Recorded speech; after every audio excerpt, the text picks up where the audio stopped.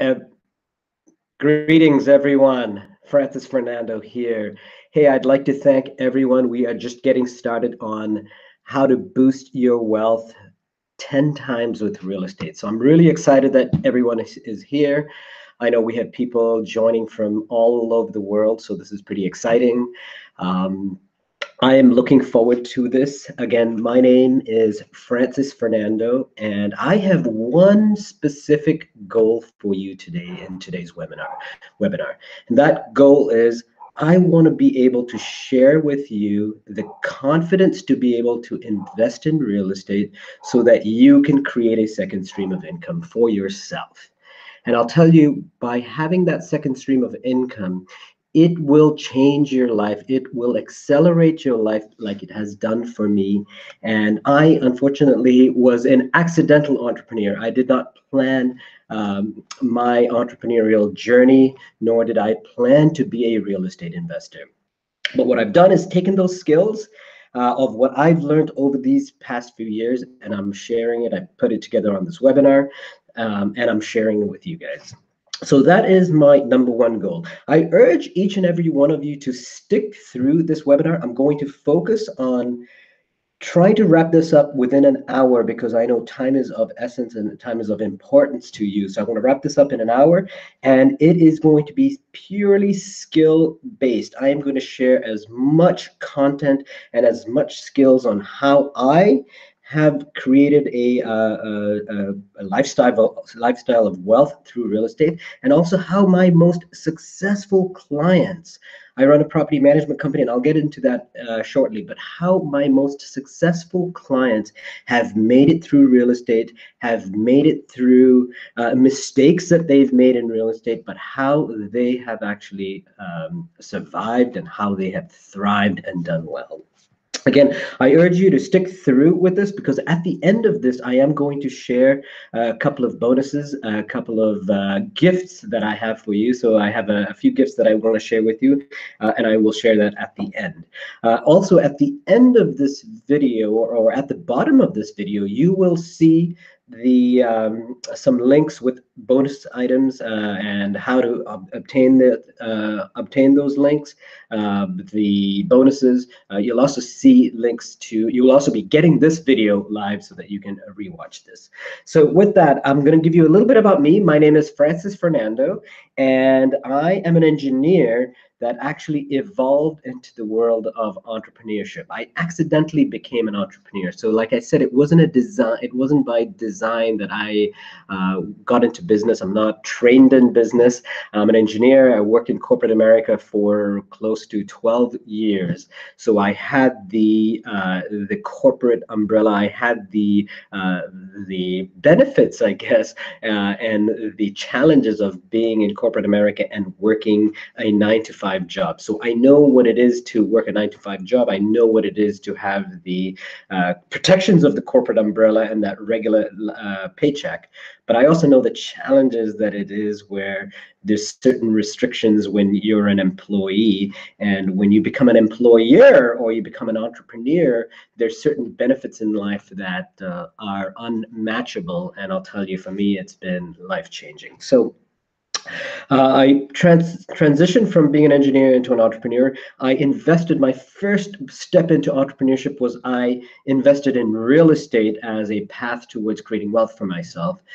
In my journey to invest in real estate, I currently own several apartment buildings that are almost each and every one of them are cash flowing. But that wasn't the case right from the start. When I first bought real estate, I did not buy real estate right.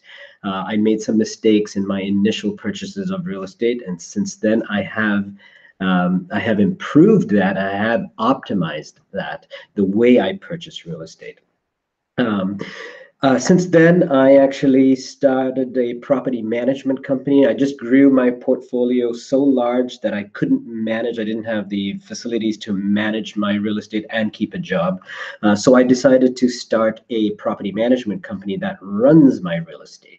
I've grown that company over 11 years now, and I still own that company. That's Total Solutions Property Management.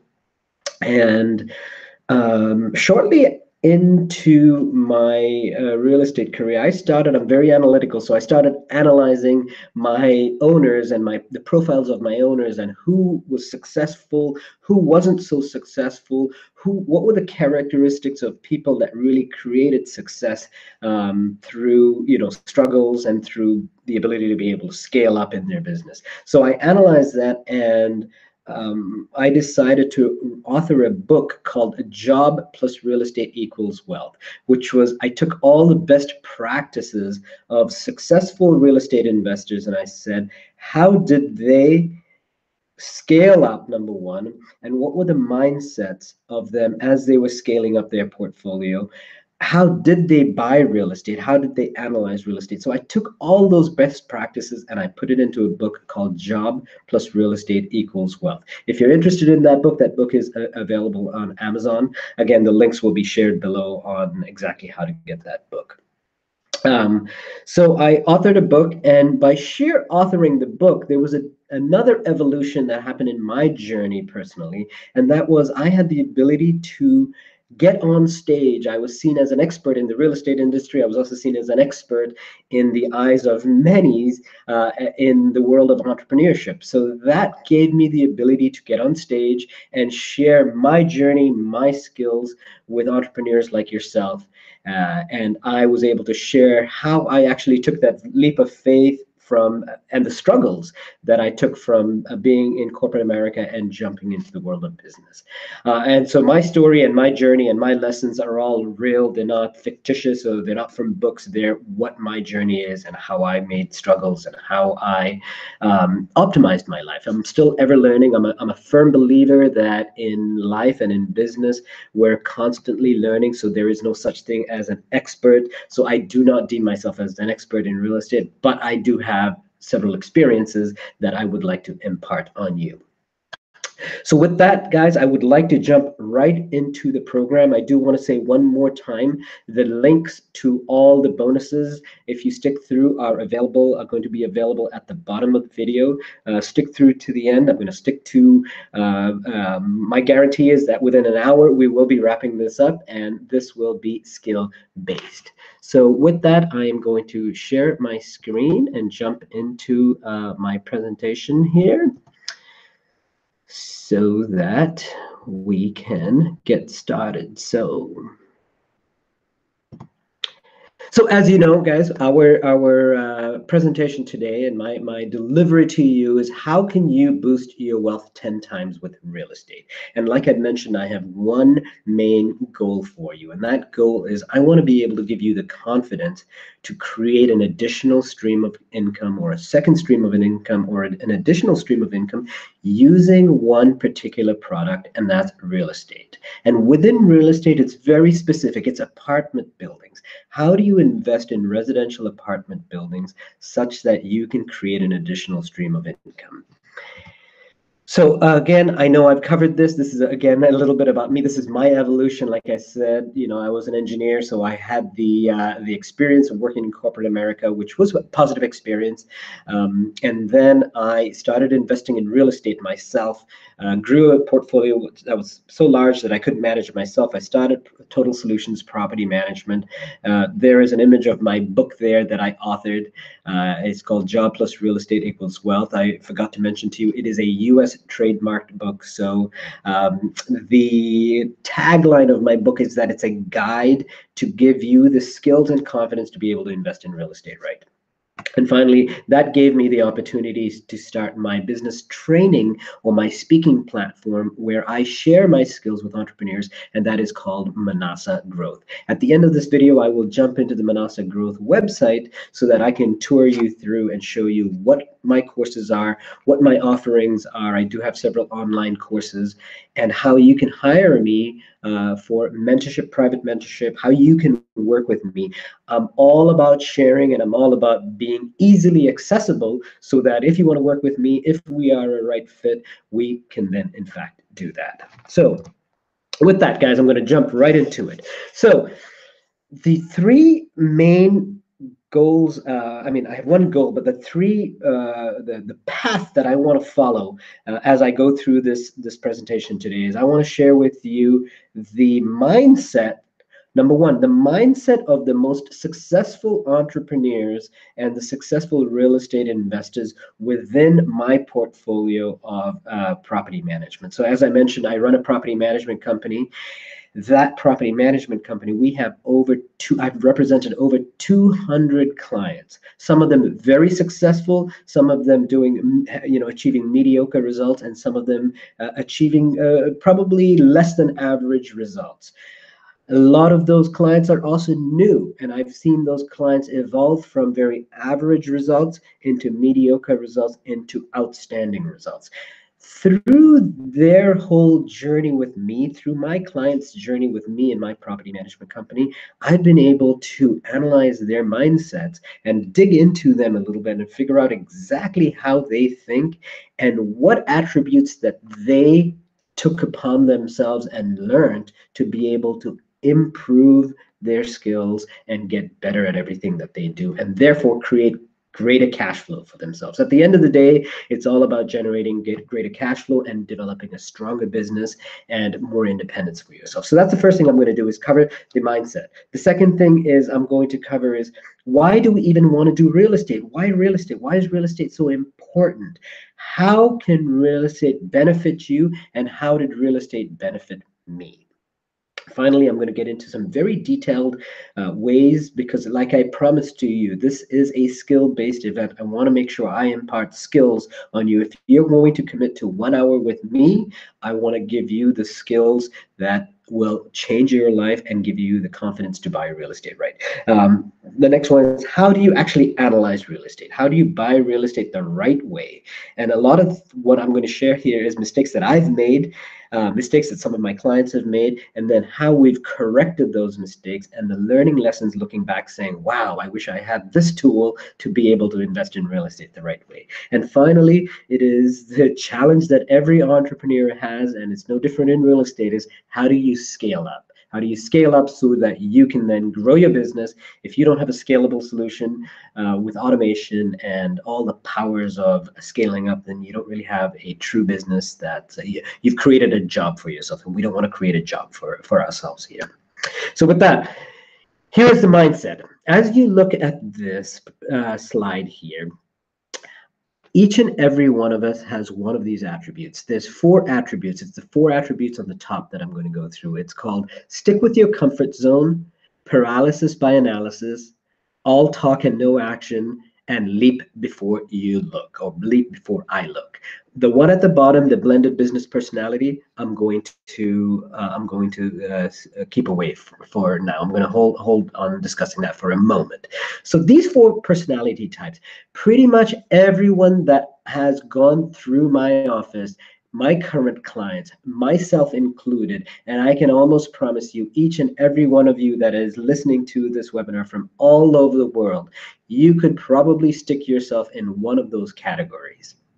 So we'll go through each one. People who like to just stick within their comfort zone. We all know people like that. We may ourselves be like that as well. But people like that are very uncomfortable in doing something different because they're so stuck in their ways, and they're so set in the way they do things. They do not really want to try something different.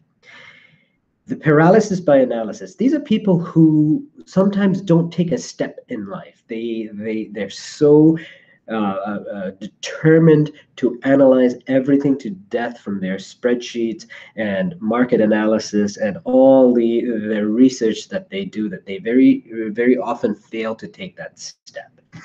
And then there's the folks that talk so much.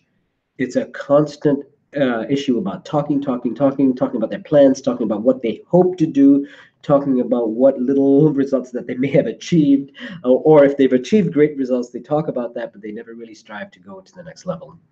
And then there's the people that just leap. They just jump right into it and they do it. And these are the action takers. And these are the people that you're like, wow, I can't believe they had the confidence to do that. Right? Now, in real estate, and as I've analyzed these people, initially my initial thought was, well, these could be negative attributes. But that's not in fact the case. Each and every one of those has a powerful attribute, very specifically for real estate. I'm going to get into that. So those four attributes, if you fall into any one of those four attributes, the first thing I want to tell you is congratulations, because you should be thankful that you have one of those four. The question is, do you have the skills to be able to focus on your strengths and grow from your strengths? So I'm going to go through each one of these, and then I'm going to present to you what my most successful entrepreneurs and what my most successful real estate investors have. So the first one, stick to my comfort zone. The people that stick to their comfort zone have what's called strong lasting skills. And I'll tell you, in real estate, you need to have strong lasting skills, because the real estate market, as many of you know, has ups and downs. And with those ups and downs, it's very hard to forecast when you're going to get the ups and when you're going to get the downs.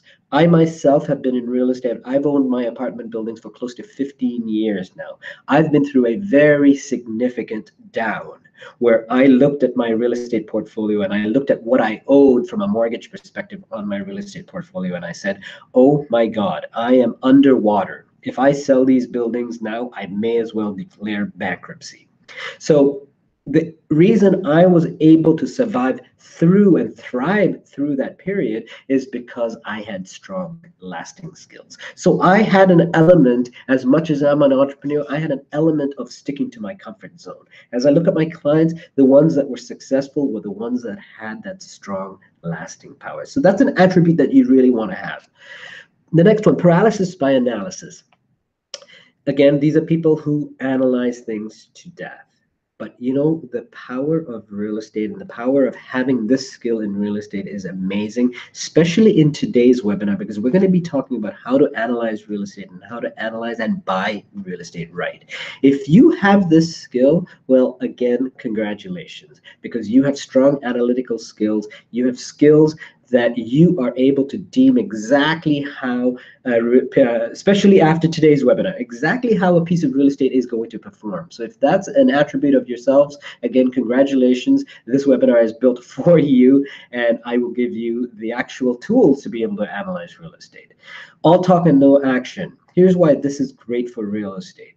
Because to be in real estate, you cannot be successful on your own. In real estate, you need the ability to have leadership skills and bring many different personalities together. I call it a success team, and we're going to get into that later on in the webinar here. Is you need a success team in order to be successful in real estate. Real estate is a very large platform. You need to associate yourselves with property managers, with bankers, with insurance people, with contractors. You're constantly dealing with tenants and residents and signing up new leases and negotiating contracts with contractors to do maintenance work. So you need to be able to bring all those communication skills into one place. So if you're an all talk and no action guy, and your friends in the past have said, hey, you're all talk and no action, it's not a negative, it's a positive, because you've got strong communication skills. Now you got to take those communication skills and you've got to use it to your advantage. The last one before I get into the blended business personality is the type of people that leap before they look, or leap before you look. If you tend to have that attribute in life, again, congratulations. People that do not have that fear, these are the people that take action. And in real estate, you need to sometimes take action. You need to have that strong gut feeling where you say, you know what, I feel confident. I've done just the right amount of analysis. I haven't paralyzed myself by doing or by overanalyzing. I've done the right amount of analysis, and now my gut feeling tells me that I need to take action. Because if you don't take action in real estate, when there is a deal presented to you, if you don't take action, guess what? Someone else is going to take action. So these four attributes are what each and every one of us could probably classify ourselves in. Like I said, I fall into probably 2 or 3 of those categories. Several of my clients fall into many of those categories. The true successful entrepreneurs, the entrepreneurs that are really knocking it out of the park. And I talked about entrepreneurs that real estate investors that I represent now that are making north of $30,000 a month as a second stream of income. Again, I'm going to repeat that, guys. This is clients that are making north of $30,000 a month from their real estate portfolios as an additional stream of income. Can you imagine how that would change your life? They have what I call the blended business personality type. And what those folks have done is some of them through their involvement with me, through their involvement in real estate, they were not born with these skills, but these are skills that they developed over time. They realized that they needed to have a perfect cocktail of skills in order to be successful. And that perfect cocktail was a little bit of each of these attributes. They needed that stick to your comfort zone, those skills that say, hey, I have the power to last. I'm not in a rush in life. I have the power to hold on to this real estate. I'm not buying this real estate as a quick flip. They have just enough analytical skills. They've developed their communication skills, which are really hard to do. Leadership skills and communication skills are really hard to develop, but they've focused on that and they've strengthened their communication skills. And then they have developed an inner self-confidence that they say, hey, you know what, when I take action, I take action. So I put together the skills. These are the skills that you need to be a successful entrepreneur. You need, again, to have staying power, right? You need to be able to ride through the waves of real estate. There's going to be ups and downs. I've been with my buildings for close to 15 years. My real estate portfolio is not only generating me cash flow, but it's also I've created an asset base that is so valuable now in today's world. But if I look back about 5 years ago when the real estate market was in a low, I would have actually been losing money if I had sold my real estate portfolio. But I stayed through it. I paid my mortgages down. The real estate market has risen, and I have, through the power of lasting power, I've been able to, and staying power, I've created a very valuable asset base for myself and for my family. Again, confidence, intuition, energy, and analysis. These are the attributes that the blended business personality has taken upon themselves. These are skills that you need to look into, you need to focus on, and you need to really take on for yourself so that you can be a more powerful and better real estate investor. So the question I have for you is, if you do not develop these, if you do not create a second stream of income for yourself through real estate or through any form of entrepreneurship, I'll just even expand any form of entrepreneurship, but we're specifically talking about real estate. How much money do you think you're leaving on the table? And this is just an open-ended question. There's no answer to this question because for each and every one of us, it's different. But I look at my own life and I say, wow, if I didn't make a decision about 15 to 20 years ago when I first got into real estate, if I had the little money I had at that time to invest in real estate, had I not made a choice to get into real estate, where would I be? How much money would I be leaving on the table? I'll give you a quick example. What if I own a condominium that I currently have no mortgage for. So I own this property free and clear. I've owned it for close to 20 years now. And I look back at my initial down payment when I bought that property, and it was a simple 5,000 US dollars, right? Today, where that investment, I'll give you a quick snapshot of where that investment lies and how it benefits me. This is 20 years ago. I had $5,000 to invest, and I chose to invest in this piece of real estate. I have no mortgage on it, and I am making a cash flow stream of roughly $15,000 a year. $15,000 a year, free and clear from this investment. The investment is worth close to $150,000. So if I look at what I've created for myself, I've created a valuable asset, but I've also created a cash flow stream for myself from a mere $5,000 investment close to 20 years ago. Had I taken that $5,000 20 years ago and had I bought a car or a depreciating expense, where would I be today? And that's the question I want each and every one of you to ask. Before you take money and you spend it on something, ask yourself, if I fast forward this investment 10 years from now, 5 years from now, 2 years from now, where is it going to be? Is it going to be a declining liability that's not going to create anything for me? Or is it going to be an asset that's going to create me a second stream of income and that's going to have some value to it at the end?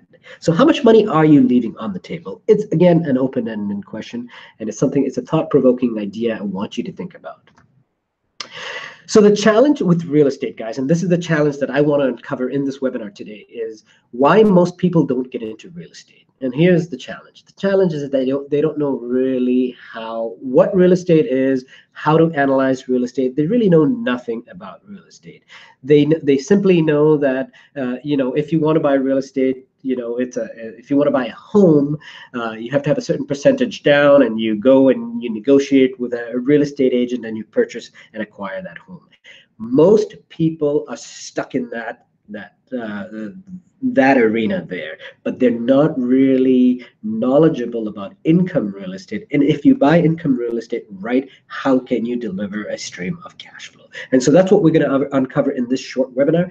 Again, we have about 25 minutes to half an hour left, and I am going to start uncovering how to invest in real estate so that you can create a stream of cash flow. So the first is, why real estate? I really want to focus on this. Now, this is tied to the example that I gave you a few moments ago, which was if I had $5,000 about 20 years ago to invest in real estate, and I had a choice. Let's go through this. Here's one of the top reasons why real estate is so important. It's called leverage. And if you're an engineer out there, I'm an engineer and I love this. There's a thing called a lever. The lever gives you the ability to move an object that you can't normally move. And so here I have, let's just say you have $72,000 available that you want to invest. And I'm going to give you two choices, but there's really multiple choices. You can invest in multiple different things. But for the purposes of today, let's just look at two choices. You could invest that in real estate, in rental real estate, so income real estate like an apartment building. That's choice number one. Or choice number two is you could invest that in a stock or a CD or in the bank, put it into the bank as a return on savings. Let's go through each one of those, right? The first one, you have, you have $72,000 to invest, right? Let's just say the rate of return of that rental real estate is $36,000, right? So in year one, you get a $36,000 return on that investment, right? In year one, your cash out is your original investment, which was $72,000, plus the return that you got, the return on that $360,000 investment, and you now have a total cash out value of $108,000. The reason for that is because in real estate, when you invest in real estate, it's the entire value of the property value. So that $360,000 is giving you that return of a 10%, right? So it's the entire value. It's not unlike a CD. It's not the value that you invested. So you invested with only $72,000, right? But with the power of leveraged financing from the bank was able to give you a mortgage. So you're using their money to acquire this piece of real estate. You've leveraged the bank to purchase that piece of real estate. So you've taken a $360,000 building, you've put $72,000 of your own, you've used the bank's $288,000, and you've used that power of leverage to be able to get a return of $36,000. Let's look over at the stock or the CD. So you've got $72,000. Again, we'll say we'll be consistent on our rate of return, right?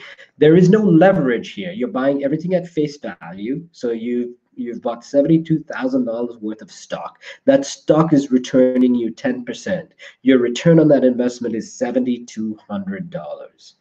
Your year one cash out is $72,000, your original investment plus $7,200 of the return. Total cash out value at year one is $79,200.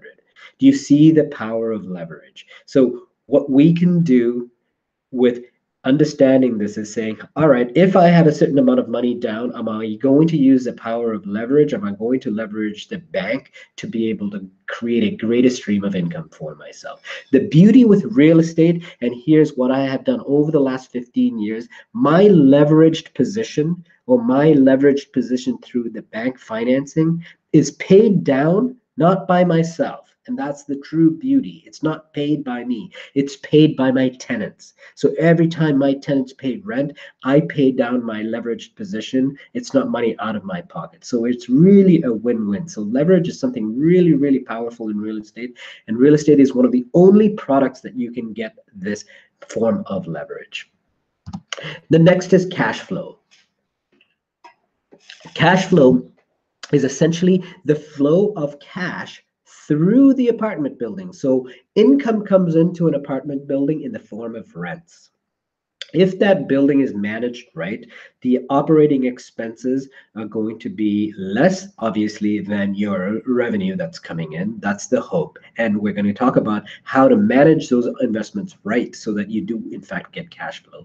But the beauty is that you develop a stream of cash flow. I mentioned to you that one of my investments, just one of my investments, which is a simple condominium, is delivering me a very significant, strong stream of cash. And I have literally no expenses with that building because I do not have any. I've paid my leverage position down.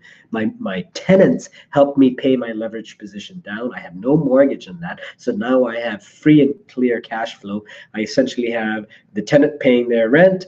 I have very little operational expenses. I have no debt service. I have no mortgage payment. And so I have a greater stream of cash flow. So you take that and you multiply that by each and every building that I have, and now I have all these rents coming in.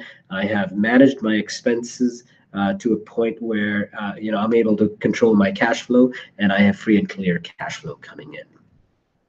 The next one, and this is very regional, so the example I'm going to give here is really dependent on where you live. I know we have people listening to this video from all over the world.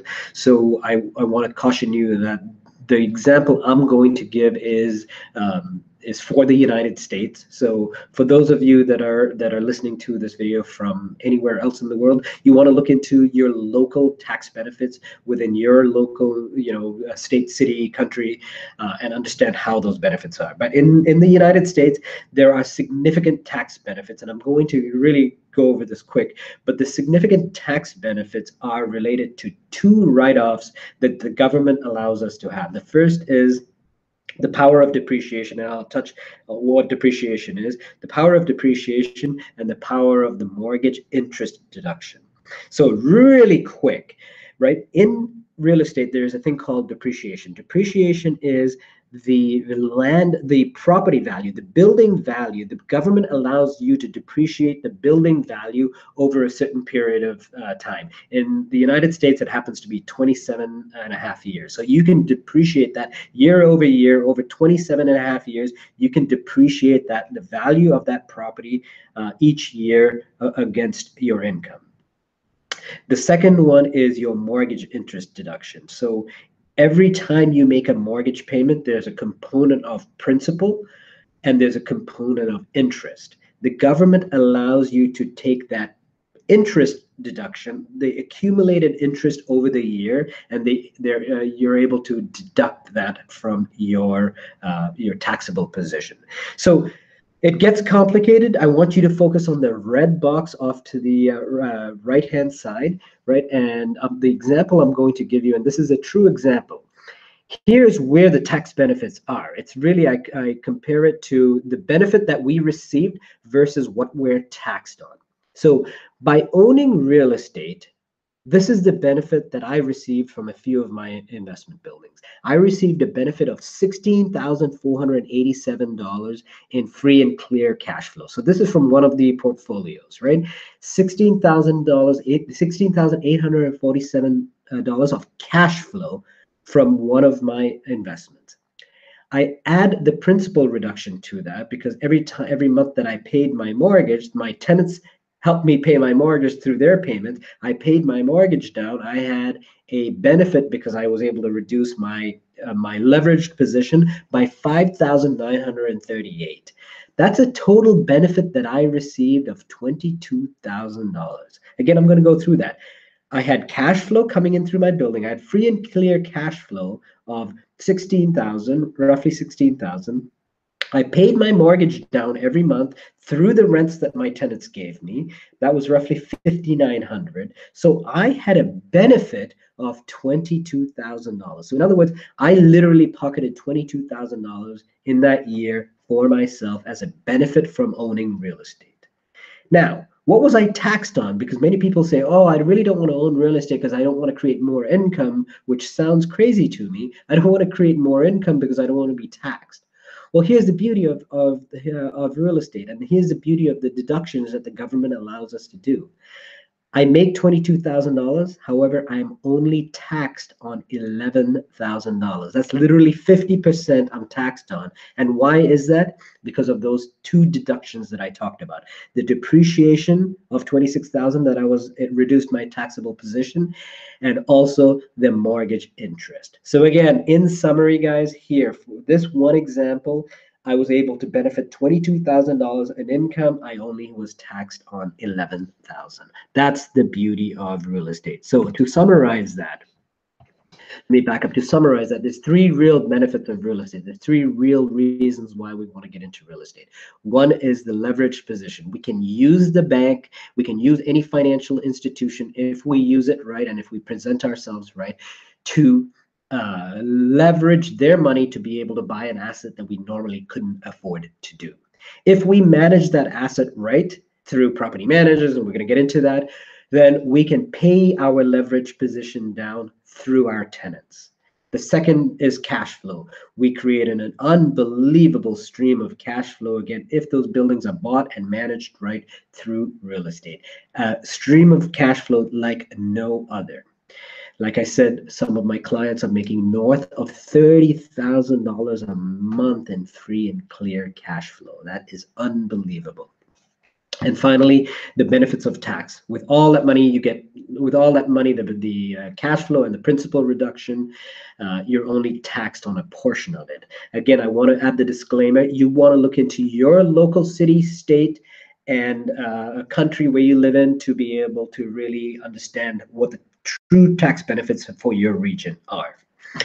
So before I get into the next part of what I'm going to deliver to you, I do want to remind you guys again that all the links to the bonuses, I want you to stick through this video because all the bonuses that I have, I'm going to share with you at the end, and they're going to be placed at the bottom of this video. So please stick with me through it. We've got a couple of more important items to go through, and then I will share with you what those bonuses are, and we'll make it a wrap in about 20 minutes here. So the next thing that I'd like to go through is how to buy real estate right. We're getting into that analysis now. We're really getting into the crux of analyzing real estate so that you buy real estate right. Quick background. When I first bought real estate, I did not understand how to buy real estate. I bought real estate because the building looked good and the real estate agent that was showing me the building said that I was going to make a lot of money on that real estate. And I didn't really do what I call analysis. So I was one of those characteristics that paralysis by analysis was not one of my attributes. I'm not big on analysis. I'm big on, confidence, going with my gut feeling. It's just the way I am as an individual. I also like communication, so I feel I'm a strong communicator. Those are my powerful attributes, but definitely paralysis by analysis was not one of my attributes. So I never really analyzed real estate in the past. In my initial purchases, I simply bought real estate because it looked good and people told me it was a good investment. I did suffer the consequences of that because when I bought wrong, I had to struggle through those investments. I had to hold on to those investments, and I had to optimize those investments. And luckily, I learned the skills on how to do that. But I always look back and I say, I wish I bought this investment right, because if I had bought it right, I would have made a lot more money, and I would have had a lot less headaches had I bought these investments right. So the term that you use, or the term that I use for analyzing real estate, is called a pro forma. Pro forma is simply a fancy word for performance, projected performance. Projected performance says, hey, I'm interested in buying this building. What is the projected performance of this building? How is this building going to perform for me based on certain criteria, based on certain ratios that we're going to get into in a moment, based on very simple mathematical additions, and it's simply a spreadsheet of how the building and ratios and how the building is going to perform. So that is called the pro forma.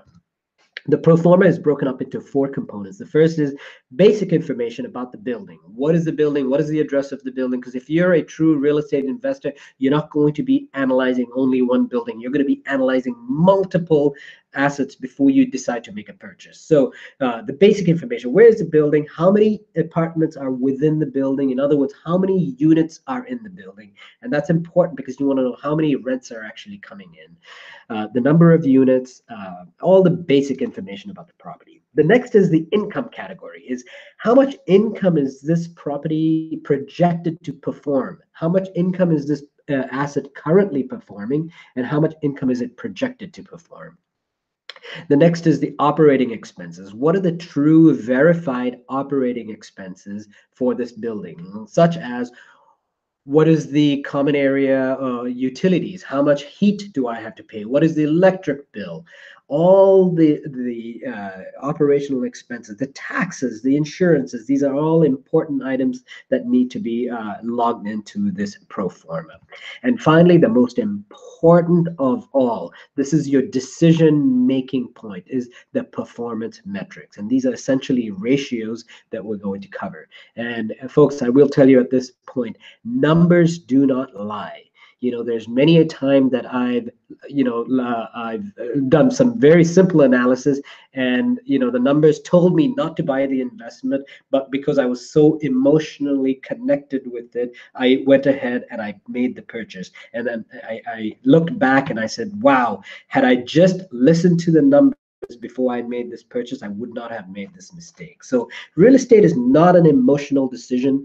Real estate is a very performance driven, it's a very numbers driven decision. So that is one thing that I really want to focus on, you guys, is making sure that you really understand your performance metrics. So we're going to get into each one of these categories. So this is the simple part of it. This is, again, it's a fictitious address here, but this property is 123 Great Building Street. The reason why it's important to make sure that you put the address down is, like I said, if you're a true real estate investor, you want to be analyzing multiple buildings before you decide to make a purchase. This particular building has 6 apartment buildings. The total purchase price there is $360,000. The finance cost, I just listed it as 0, but essentially the finance cost is what is the cost of your closing, or what is the cost of borrowing money, and what is the cost to close. There's always there's always attorney's fees and all kinds of inspection fees that are associated with making a purchase on a building. For intents of this analysis, I just put that as a 0. The capital expense budget is, again, for the intents of this example, I have listed that as 0, but that is a very, very important category. I want to stress that capital expense budget is a very, very important category. That section is what upgrades do I have to do in this building to bring this building current. In other words, if this building has a term called deferred maintenance, so the prior owner or the person that you're buying this building from has neglected this building in certain aspects of that, what is the capital expense budget that you need to spend in order to bring this building current? I'll give you a very simple example. Let's just say you're buying this building for $360,000 and the roof is in poor shape.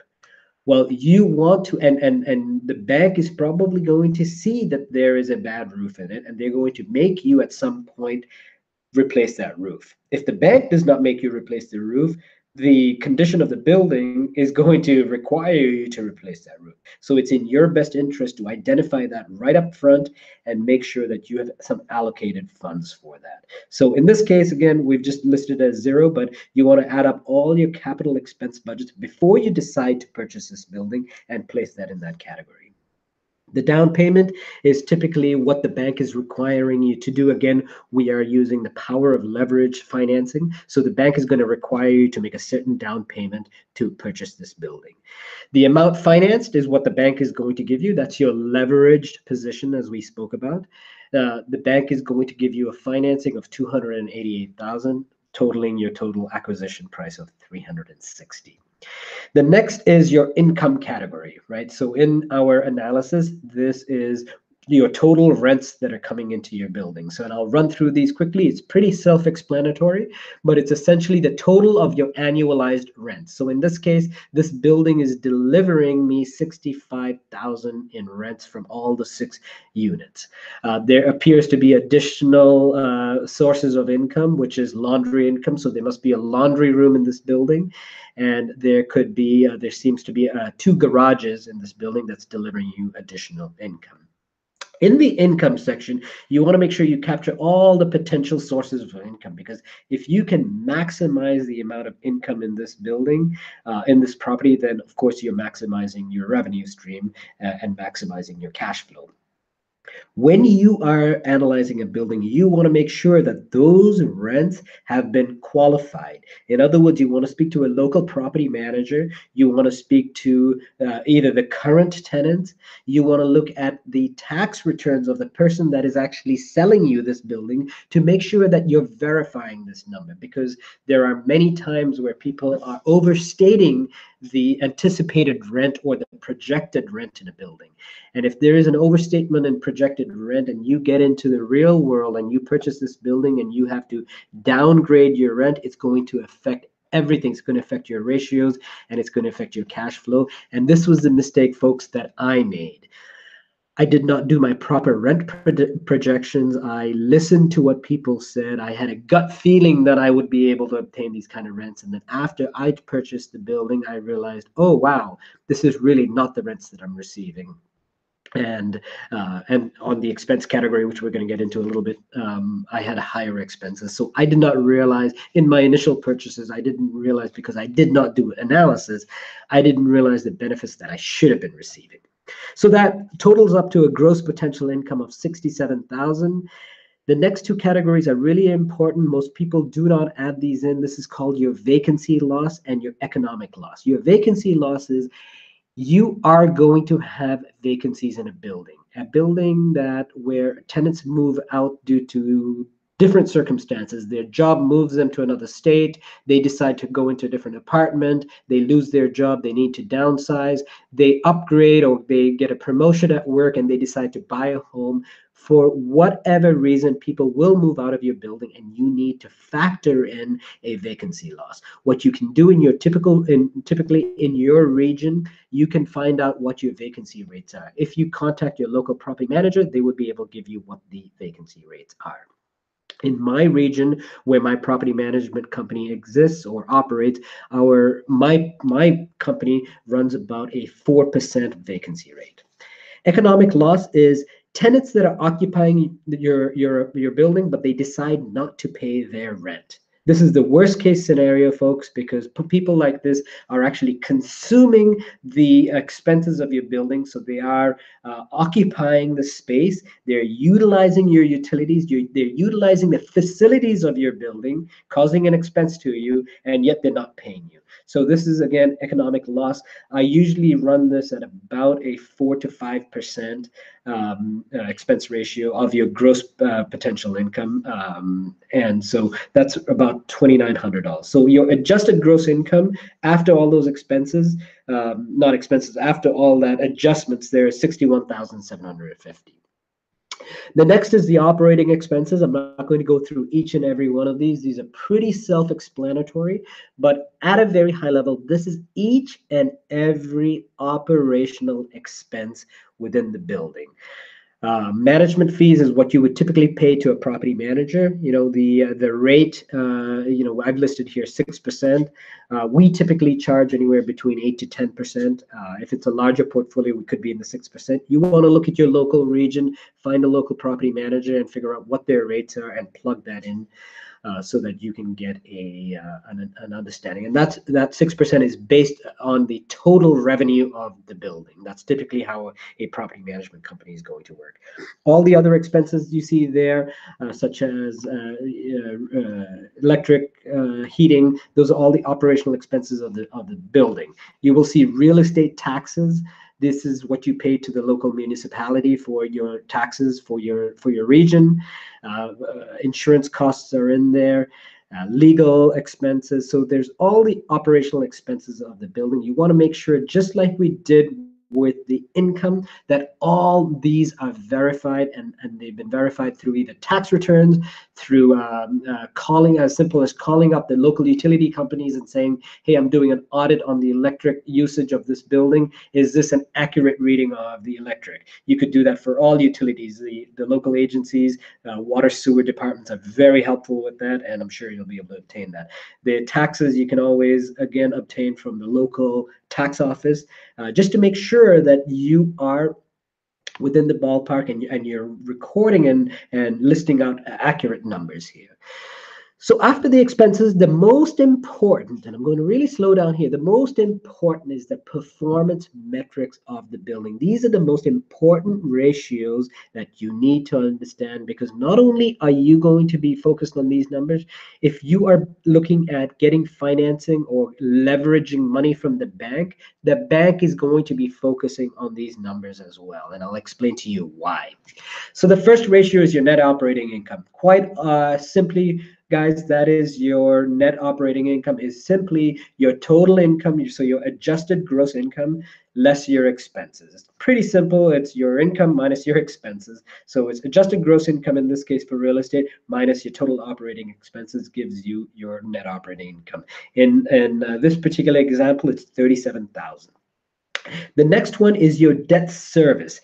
This is what your mortgage payment is going to be over the next 25 or 30 years, whatever term your bank gives you. So let's stop on this one for a second. So your leveraged position that we spoke about in the example that we gave was 288,000. You had a leveraged position. You had $72,000 of your own. You went to a bank and said, here's my 72,000. I want to utilize and leverage your financing so that I could borrow 288,000 to purchase this building.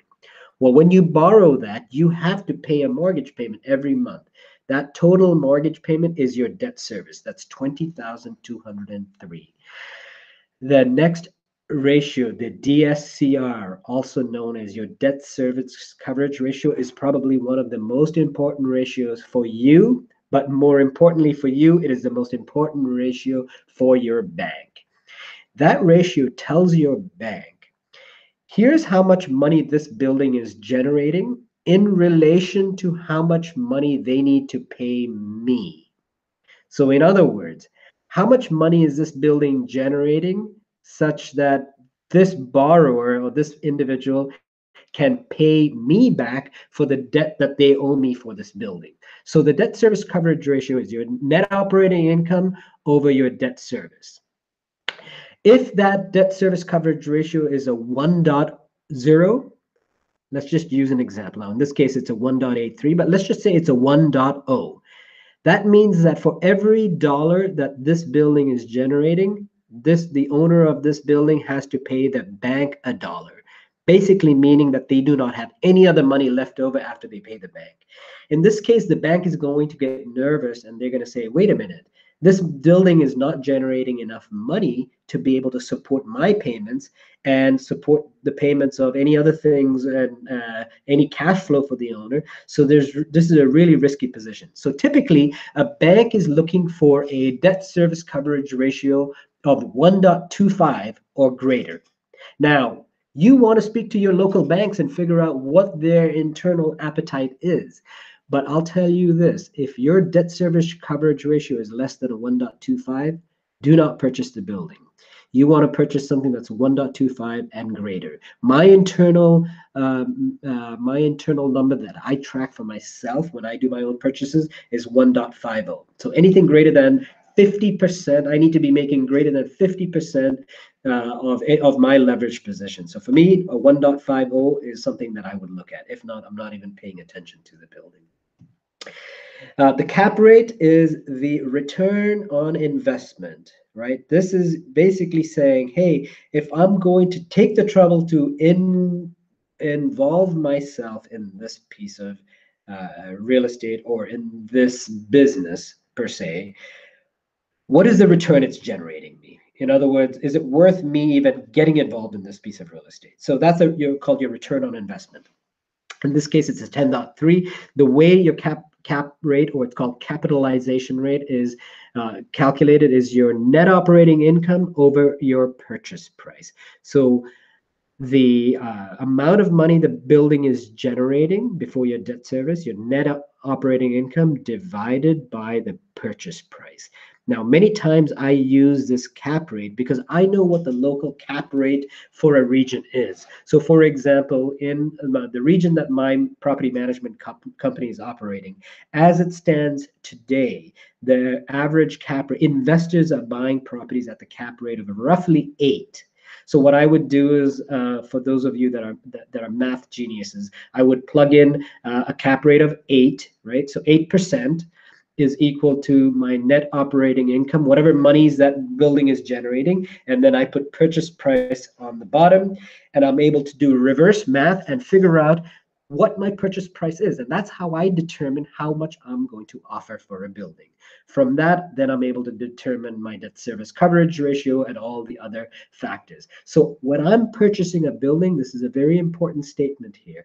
When I am purchasing a building, I do not purchase or make an offer on a building based on how much the seller is trying to sell that building for. Because if you base your offer based on how much someone is trying to sell it for, you're basing it on completely the wrong platform. You should base your offer on a building based on numbers, based on that capitalization rate. You can do reverse math based on what the local cap rates are, what your appetite as a return on investment is, versus the net operating income, and you can come up with a more effective purchase price or offer price. Finally, the cash on cash return is for the down payment that I am giving or putting down for this building. The example we gave was $72,000. What's my return on that cash? How much money am I getting as a return on that investment? Does it make sense? And in this case, it's 23%. So that's a pretty decent return on investment of that 72,000. I don't think I'd be able to get that in the stock market. So 23% is a pretty good return on investment. And finally, after all that, the flow of cash, how much cash is actually going into my pocket. So this particular building is delivering me $16,000 worth of cash. This is what I spoke of. This is the purpose of this webinar was boost your wealth 10 times using real estate. Imagine if you could deliver to yourself from one building an additional stream of $16,000 a year into your pocket. That would be unbelievable. I know it would be unbelievable to you. I know it would be unbelievable to many. Folks, we're getting pretty close to time here, but I want to run through a couple of different, couple of additional items here. The next one is scalability. How do you then take, now that I've shown you how to analyze real estate, right? I have shown you how to actually determine if real estate is right, real estate is good, and real estate is something that you want to involve yourself in. How do you scale up? How do you make sure that you're able to buy not just one building, because you don't want to just get 16,000, say you want to get $32,000 a month. How do I buy that second building so that I don't burn out, right? This is what's called scalability. If you want to scale your business, you got to determine that scalability right up front. Here's how you do it. I'm going to give you a real quick scenario. Like I mentioned before, real estate is not something you can do by yourself. You need what I call a success team. You need to assemble a success team. That's why you need to be a strong communicator. You need to be able to bring in your real estate agent, bring in your insurance team, bring in your property management team, and your banker, and have these people as your success team working with you collectively in order to deliver in order to help you buy right, in order to make sure that the insurance items that the building may need, there's the proper coverages, but more importantly, that the insurance team helps you look at the building before you purchase it to identify any life-threatening issues or any deferred maintenance issues before you buy the building, because you don't want to buy the building and have the expense of that. You definitely need your property management team. That is something I can help you with time and time again, because I've run a property management company for 12 plus years, and I know the insides outs, and I know the true performance of a building. So you need to assemble your property management team. And of course, in order to leverage the bank financing, you need a bank. The question is, how do you assemble these people? How do you bring these people together to be able to work for you? Um, I have developed a system on how to do that. My book, Job Plus Real Estate Equals Wealth, touches on that. But I have developed a system on how to assemble these people, these teams. But also, it's not just assembling these teams. As the leader of your own destiny, you got to know how to lead these people so that it's ultimately creating success for you. How do you do that? Again, the Job Plus Real Estate book has some insights into that. But at this stage, I want to talk to you guys about, we've kind of concluded, it's about noon now, we've concluded our presentation. And I want to share with you a couple of the bonuses that I have for you. And I'll tell you, I've been in the speaking industry for about five plus years now. And at this stage of the game, usually speakers get really uncomfortable because it's called the quote unquote sales part of the webinar. And many people get really nervous. Speakers get really nervous because they're like, oh, I'm very uncomfortable selling. Now, in my case, guys, I'm really not at all uncomfortable selling. And I'll tell you why I'm not uncomfortable selling. There's two reasons why. Number one, if I was not selling you something of value, if I had something of value and I was keeping it within myself and not sharing it with you so that you could then create cash flow for yourselves and better your life, well, guess what? I am being selfish by doing that. If I'm not sharing what I have to offer you, I'm being selfish. So that's how I view it. The second reason I look at it is, if I'm delivering something to you that's not of value, then I will, of course, would be nervous. But I'm so confident in not only today's delivery in the webinar that I know I've imparted some valuable information to you, but I know that every product that I design and I create, I focus on my audience. I don't focus on myself. I focus on my audience, and I say, is my audience going to get strong, true value from the product offering that I'm about to give them? So with that, guys, yes, this is a sales component of it. I do like to share with you the products that we have, that I have. I am creating a course called The Essentials of Making Money from Real Estate. This course is going to be live on March 20th. So it is actually not available right now, but it's going to be available on March 20th. This course is unbelievable. It's a very detailed course, and there's three main things that we're going to cover. The first is, it's going to go through a step-by-step on how to buy real estate. I know I've covered a lot here, but this is going to give you the step-by-step on how to say, all right, I'm very intrigued now. I'm very engaged. I understand that we have to analyze, but how do I actually do it? Right? We got to take that step, because learning things and having things just in your mind does not really do anything for you. It's not going to create cash flow. Knowledge just in your head is not going to create cash flow until you take action.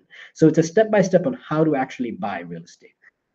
The second is, it's a step-by-step on how to ensure that it's delivering you cash flow. How do you optimize that building, and how do you maximize the cash flow? I talked about this particular building giving $16,000 worth of cash flow. Well, how do you actually determine that? It's going to give you a step-by-step on how to optimize the cash flow. And then it's going to the last part of the webinar where I had to sort of race through is, how do you assemble that team? How do you actually get that team to work around you and work for you and optimize their delivery to you? In other words, how do you get a quick example? How do you negotiate with a property manager so that they're really running your building in the most efficient way possible? what metrics are you using with that property manager to negotiate that? So this course gives you each and every one of those components. It's very detailed. It's got it's many different modules in it, and it goes through all that. There's one additional thing that I'm going to give you today, and this was the bonus that I talked to you about. I understand, and I probably would imagine that as you were listening to this webinar, you said this is great content, but also, running this analysis on a building sounds like a lot of work. And quite honestly, guys, I will not lie to you, it is quite laborious. There's a lot of work associated with running that spreadsheet and plugging the numbers in and making sure that everything is right. Because if there's one number that's wrong, your ratio is going to be wrong. And if your ratios are wrong, you're going to make a decision based on an incorrect ratio. Well, I have designed a property analysis tool. It's a tool that you simply plug in the numbers and it spits out the performance metrics. It spits out the letters and the engagement products that you're going to use to actually assemble your team. So it's going to generate essentially a letter that you would then hand to your property manager and say, these are the metrics I'm going to manage you by. And I want to engage you and I want to utilize your services, but this is how our contract is going to work. So it puts you in a position of power. That's called the property analysis tool. And I am going to give you that free along with the course for attending this. So the price of that course, and I know this sounds very much like an infomercial, but the regular price of that course on March 20th, which is basically 2 weeks from now, is $299. I'm going to list that for you folks that have taken the time to be here and listen to this webinar. We're going to list that for $69.99. You do need to take action right after this webinar. Again, right underneath this video, you're going to see all the links that show you how to purchase it, where to purchase it, and the links and all that. And we're going to give you the property analysis tool for free. And you will have this for lifetime. Again, all you need to do is go in, plug your numbers in, and it'll spit out the performance of that asset. It'll tell you exactly how much cash flow that asset is going to perform. And deliver to you, and it's also going to give you all the outputs so that you can manage your success team. With that, guys, I am going to conclude just this part of it. There is one thing that I do want to do. I do want to take a moment here and share with you on my screen my how you guys can work with me and how we can stick together. And I just want to go over here and I'm going to go into my website so that you guys can learn a little bit about me and how you can contact me and work with me. So this is my website. It's manasagrowth.com, right? And again, a little bit about me is the three main things that I do today to help entrepreneurs is I am a speaker. So I speak at large forums. In fact, I will be speaking to 1,000 real estate agents on this very same topic on how to invest in real estate the right way. I'm going to have an audience of north of 1,000 people, right? And so one of the things that I do is I am a speaker. I speak at conferences, various entrepreneurial conferences. I help entrepreneurs take that leap of faith from working as an employer to becoming an entrepreneur. I speak on topics related to real estate. I speak on viral marketing. So how do you as a startup company go from a startup to growing your sales so that you have viral sales? At the end of the day, the lifeblood of a business is through sales. How do you create and engage and get sales? I do private mentoring. So if any of you are listening to this and you want private mentoring as it pertains to growing your business or specific aspects of your business, or private mentoring as it pertains to real estate, purchasing an investment building, you have a plan of purchasing 100 apartment buildings because you want to generate cash flow of $30,000 a month and you want to quit your job. Well, you can hire me through private mentoring, and there's many different options there if you click in that section. And I mentioned keynote speaking, and I have a real estate school. So if you go right in here, I'm sorry, entrepreneurial school. If you go right into my website and you click on school, You will see that I have several courses as it pertains to entrepreneurship and real estate. There's one on self-confidence there. There's a course on creating virality in your business. There's a course on becoming an influencer and more confident and increasing your ability to sell. And the course that is about to be launched again on March 20th, right here, is the essentials of making money with real estate. This is the course that is going to be listed at $299. You actually see this here listed at $299. Again, for you folks, if you take action right after this call, the links will be shared on the video below the video, but it is going to be listed at $69.99. And the additional bonus that you get is the property analysis tool. Over here is, if you click over here, you can actually purchase the Job Plus Real Estate book. There's a sample of the program similar to what I delivered to you today, but you can also purchase the Job Plus Real Estate book, which has a US trademark, and you can purchase that book on Amazon.com. So with that, guys, if you want to contact me, you can reach out to me directly. If you go down to the bottom here, there is a contact me page, and I will tell you, I will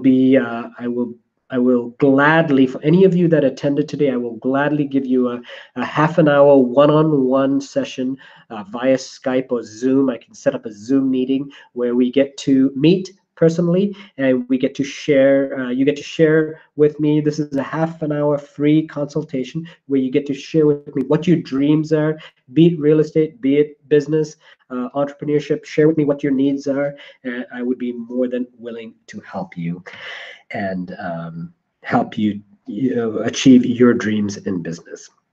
So with that, guys, I'm concluding this webinar. I thank you again for joining me and taking this time out of your schedule. We're about 10 minutes off of my timing, so I do apologize for that, but I appreciate you joining me. And again, I do encourage you to take advantage of the offer. It'll be shared at the bottom of the video, and I look forward to working with you again. Take care. Thank you.